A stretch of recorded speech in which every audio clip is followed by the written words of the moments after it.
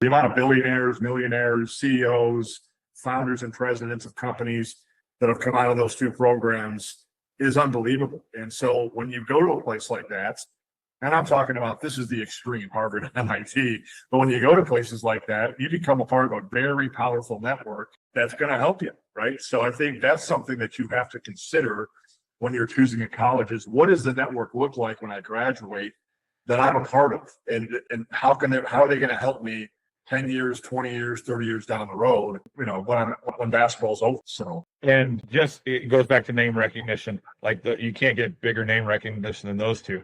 But there's a school here in the Midwest that we know very well. That's a Division II big time engineering school that doesn't cost anywhere near what that is. And it's just as hard to get in, but their alumni academic network is unbelievable of what doors are going to be open for you that you don't even know exist out there.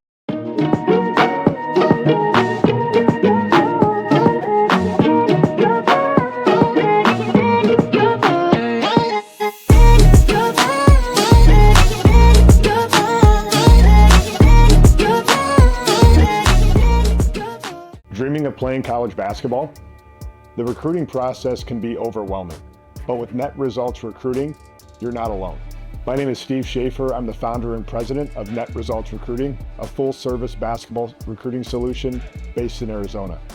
I spent 21 years coaching college basketball at 3 different levels, decided to get out of coaching because I really wanted to start something that's truly going to help players, families navigate the college basketball recruiting process. There's a lot of companies out there, but I don't know that they all do the things that Net Results Recruiting provides. Our goal is to find options for players that are the right fit at the right level so players can have a great experience playing college basketball. College recruiting is competitive.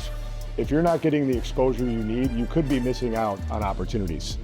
Coaches can't recruit you if they don't know who you are. At Net Results Recruiting, we take the guesswork out of the process by providing a complete recruiting solution, including a personalized recruiting profile that has the right information that college coaches want to see, an evaluation of your game to help us assess what levels you can play at, and a tool to help you improve your game, a player priority list that allows your recruiting expert to understand what is important to you when considering potential college options, promotion to college coaches, and a huge network of college coaching contacts to maximize your exposure. And finally, expert guidance and advice throughout your recruitment journey. Don't leave your future to chance. Get started today with Net Results Recruiting and take control of your basketball journey. Your dream, your future, let's make it happen together. Let's kind of talk about academic fit, because obviously it's not all about basketball, as we talked about earlier. The school's got to check boxes, holistically. And the academic piece should be the most important reason you're going to college, is because at the end of the day, the ball is going to stop dribbling at some point in your life, and what do you have to fall back on? And that's your degree and your education. So I think things that players need to keep in mind as they assess academic fit is, obviously, does it have my major? That's a big one, right? If you want engineering and the school doesn't have that, probably shouldn't go to that school, right? What's the academic support that I can get as a student athlete on campus? Because you're going to miss class for games. You've got a different experience than the regular student because you've got a commitment to the basketball program. So, what does that look like? What are the graduation outcomes for athletes? What kind of jobs are they getting, right? What kind of internships are available? And is there somebody on campus helping me find those? And can I do that during the year, or do I have to do it in the summer because basketball is going to affect that? What do the class sizes look like? What's the faculty interaction? Am I going to get to know my professors? Are there teacher assistants, teaching the classes? Like, these are all things that I think kids need to kind of think about as they're looking at the college from an academic perspective. And let's go back to major, because the average student changes majors 3 times. Mm-hmm. So yeah. going in like with just I'm going to major in this, most kids don't. Yeah. So there needs to be a few things that catch your attention, because statistics show you're going to change majors. Okay. And it's okay to be going in undecided. Yeah, that's okay. You don't need to declare your major until your sophomore year. Yeah. Correct. And so that's something that I think people get very tunnel vision of, oh, they got this major, I'm going to do it. You may get in there and hate it. Yeah. You know, and want to change and get out. So are there other opportunities? And like you said, you were talking about, you know, internships and connections and alumni. Like, you need to not just look at major A, you need to look at, you know, this school of whatever. Maybe you're going to stay in that same school of business or education or whatever. But what opportunities, what else could you be intrigued by? Because you're going to get there, and studies show you're going to change your major. So not just having that narrow focus, but again, having several things that you could jump into. Class sizes. That's one that I didn't think of when I went. You know, I graduated with over 500 kids, and I went to a school that didn't have 500 students. And my first day in class, there's 12 people in class. I'm like, where is everybody? I was used to coming to class of like 30 out of high school, and 12 people in the room. And I was like, oh, like I hadn't really thought about that until reality set in, and it was the perfect fit for me because I didn't want to be in those big anymore. You know, I wanted that individual attention, but that was something that I personally didn't think about. But I think class size is a big determinant in how successful you are. And if you're in a smaller environment like that, they're going to know who the athletes are, and they're going to know you better. This is another segue of communication. Like you talk about missing classes, this is going to force you to have conversations with those professors or whatever when you're missing classes, and they're going to know who you are. If you're in a, you know, if you're at a huge Division I Power 4 school and you're in some lecture hall of 500, they don't know who you are. But if you're in a class of 12, they sure as heck are going to know who you are. And I'll tell you what, the amount of online offerings schools are providing now since COVID, I mean, there's a lot of classes you can take online. And like, I know me personally, I would struggle with online classes because of the accountability factor and just the personal touch you would have with your professors. I mean, that's a, you know, ask that, hey, how much, you know, of your players, how many of those guys take online versus in person? You know, I know at the high levels, I mean, they're all online because they don't have the, you know, they're so engulfed with basketball. They don't go to class. I mean, it's all online. So now that's not the case for low major minus D2, D3. They're on ground in class. But again, I mean, I remember there was a school in the Calpac. They took everything online. You know, their kids rarely went to class because that's just the way it was built. So that's a really important question to ask when you're on campuses or talking to coaches is, what is the academic, you know, structure look like here? You know, how many credits do I need to take? How many classes am I going to take per semester? You know, will I have an academic advisor, you know, dedicated to my major when I declare? I mean, these are all things that, you know, that they'll talk you through, but what does the support look like? You know, I'm going to be missing class. We're going to be on a road trip on Wednesday through Friday. Or Thursday through Sunday, I might miss some class. Like, how do they support that academically, you know, to keep you, you know, on track and on pace with the rest of the class? I remember, you know, that those are things that I think are really important to find out and ask when you're assessing colleges. Mm-hmm. And I think you brought up a good point about the online, and it's so foreign to you and me because it didn't exist. Yeah. Thrive in that, and maybe you want a place that has more offerings for that because you do really well in that environment. You're organized and you're all those things that it needs to be. So that may be a piece for them to look at. And you brought up, you know, credits. You know, I think certain majors, speaking of credits, if you're really set on something, if you're going to be a teacher or a nurse or whatever, and you have to do practicums or student teaching, how's that going to work with your basketball schedule? You know, we had guys that did the 3-2 program where they came to us for 3 years and then they went across the street to Wash U to do their engineering. There was one kid in my years there that played for us while he was going to school there. He was the only one. The rest of them, it was too tough for him to do. So if that's something you're really set on, are you okay with sacrificing a year of eligibility or a semester because you won't be able to be at those things because, as you said, you know, it's what you're going to fall back on when the ball stops bouncing. You may have sacrificed something for whatever those are that take basketball away from you because of that academic piece. Like, is really important. I think internships are so crucial in today's age of gaining some hands-on experience and some networking opportunities in your area of study. And a lot of times, like at least when I coached and a lot of my former players, where they internship often led to their job when they graduated. And so, what type of internships have the players had? Is there somebody on campus that's helping you find those? If you need to do it in the summer because you can't do it because of basketball, do they help you find, internships potentially back closer to home where you can, get some really good experience and have that opportunity? Those are really big pieces that I think are important to ask when assessing, colleges and questions you should ask, not just the basketball coach, but the professor in the academic area of study that you get to sit down with or talk to. So I think that's really important. One more that I just thought of, schools call it different things, but semester ends in January, doesn't start up till the beginning of December, doesn't start till end of January. Some people have an intersession in there where you can get another credit or something in January. It's real intense. You go for 2 weeks, you go every day for 4 hours, whatever it is. If that's something that you need or something that can help you, how is that going to affect basketball? Because that's kind of, we always joke that was kind of the closest most of our players were ever going to get to being a professional player, because all they had to do all day was hoop. There was no class, there was no nothing. You could practice longer and all that stuff. But if you're going to take advantage of that intercession to get some extra credits or whatever, can you do that with basketball? And not every school offers that, but I think that's something to think about and ask, do you guys have a session in January where I can pick up a credit here or there? And is it possible while I'm playing basketball or not? Yeah, that's a great point.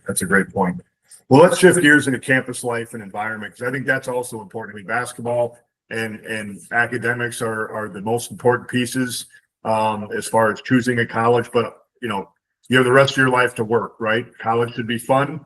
You have to be smart, but it should be fun. So there is a social aspect to school, and I think that's important to have that as part of your experience. So I think things that I want to kind of talk about tonight is what role does the campus culture play in the student athlete experience? Like, do kids go to games? Is there tailgating at football games? Like, what do kids do on the weekends? What about location? Like, does that matter to you? And if it does, and you want to stay close to home, what do those schools have to offer as far as a campus life? And if you want to go away, I think campus life even matters more, because what are you doing on a Sunday out of season, in the wintertime when it's snowing out? You're from Arizona. Like, what is there to do, right? Size of the school. Is it in a big city? Is it in a small city? Does that matter to you? And I think all these things are things that you can really assess or get a feel for when you go take a visit, right? Whether it be an unofficial or an official visit. And I also want to dive into when is the best time to go visit school? Is it in the summer when no one's there? Is it during the year? Is it on a weekend? Is it during a weekday? And we'll dive into all that and things like that. But we could start with, how does the campus culture play into the student athlete experience? Well, and you brought up one like the games. I think that's a big one that kids want to see, that they're supported, and the athletes are supported at their events. So oftentimes, like you said, and we'll talk about like what times of year, but you may not be able to get on campus during your season as easy as maybe you can in the fall or the spring. So think about, big time college football and stuff. There's a reason why they bring those recruits to the football game when there's 75,000 people screaming and going crazy there. There's a reason why they bring basketball players to those events.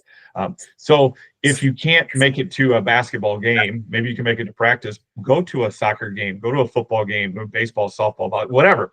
Go see if there's supporting, because I personally think one of the biggest things that shows a good athletic culture is athletes supporting other athletes, of going to a game and they're there cheering on each other. Because I think that's huge, that knowing you have support of all of them. And when you and I coached together, there was a group of lacrosse and baseball guys that got a little rowdy, a little out of hand, but it was home court advantage for us, because the stuff they would say, and some of it was pretty funny.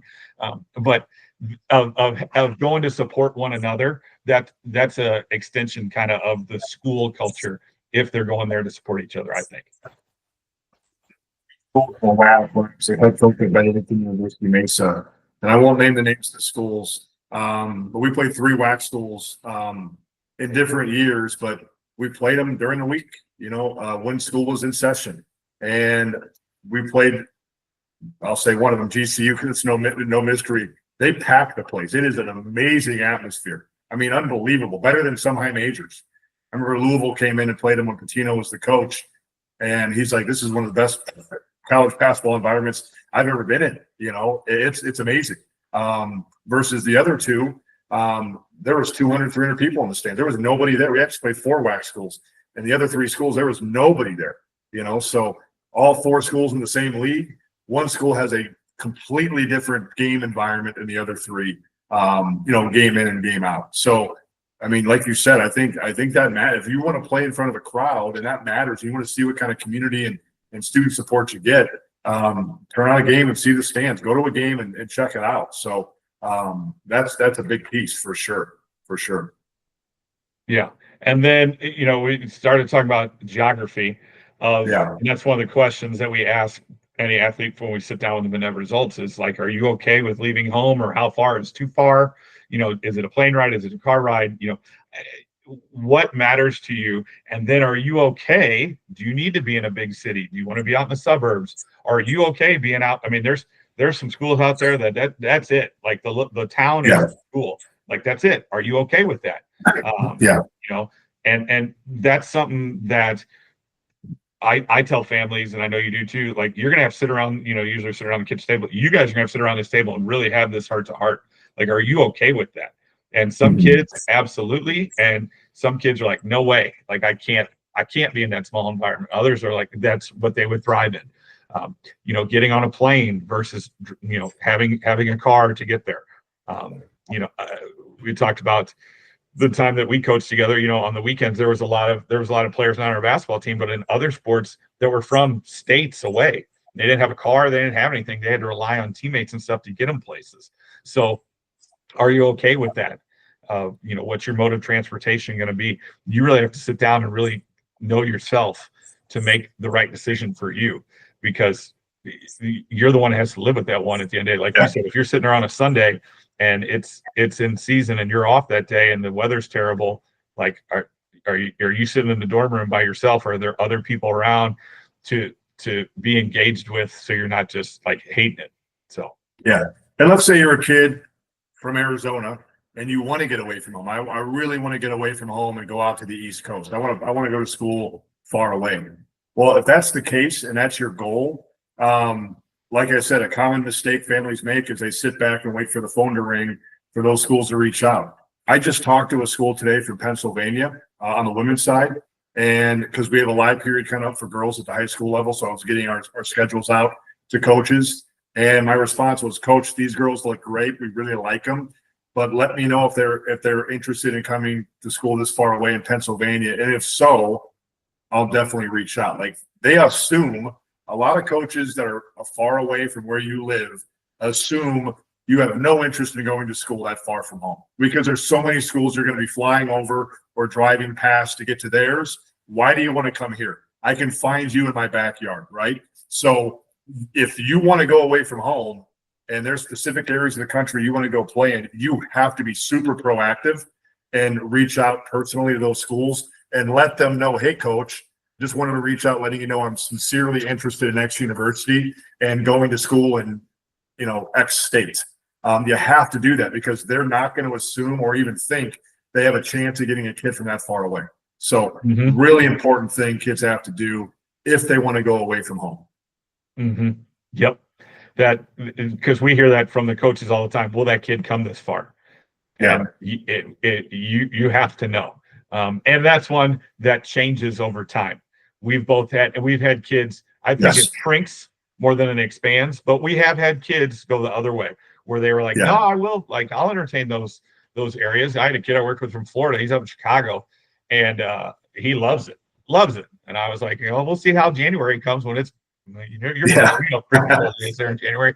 And you could be on the beach. He could be on the beach in Florida, but no, he loves it. So it's okay to your priorities to change, but as you said, you got to be proactive with the coaches when you're Yeah. reaching out, like, yes, coach, I realize I'm from 1,500 miles away, but I will come there, and give them a reason why, right? Maybe you got family in the area. Maybe you got, there's some draw for you there in addition to the school that coach might be more apt to, like, okay, like, I'm going to spend some time on this kid because, like you said, Pennsylvania, Arizona, the chance of that coach seeing you in person is pretty small, Yeah. unless you're, I Yeah. mean, just some big time Power 4 school, or they have they're a high academic school that has a huge budget for recruiting for some reason. They're probably not going to see you. It's going to be all over video and, email, text, that kind of stuff. It's not going to be in-person recruiting. Are you okay with that? So. Yeah. And last thing on campus life and environment. Basketball players, are you grinding in the gym but struggling to get noticed by college coaches? Your talent deserves the right exposure, and that's where Net Results Recruiting comes in. Whether you're in high school, junior college, or prep school, we help you connect with college programs, get you promoted to college coaches, and receive expert guidance throughout your recruitment journey. Don't leave your future to chance. Get exposure, get guidance, get results. Let our team find your team. Visit netresultsrecruiting.com today and take the next step towards your college basketball dream.